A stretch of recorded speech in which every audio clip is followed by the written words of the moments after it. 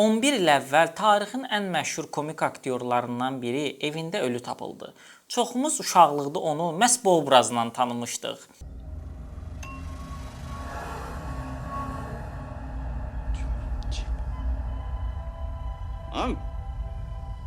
Jumanji.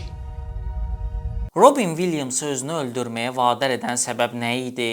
O, bir çox unudulmaz filmlərə öz imzasını atmağı bacarmışdı. Jumanji filmi bunlardan sadəcə biri idi. Ölü Şairlər Dərnəyi, Sabahın Xeyir Vyetnam, Dünyanın ən yaxşı atası, İnsomnia kimi möhtəşəm filmlərdə də biz onu görə bilərik. Aktyoru özünü öldürməyə vadar edən səbəbi isə ona qoyulan Parkinson diaqnozu olur. Bu diaqnozdan sonra aktyor depressiyaya düşür. Həyat yoldaşı onun ölümündən sonra deyir ki, gözümün qabağında əriyib gedirdi. Özünü öldürməsəydi də 3 ilin içində öləcəkdi. Aktyorun ruhu şad olsun. Bəs sizin ən bəyəndiyiniz Robin Williams filmi hansıdır?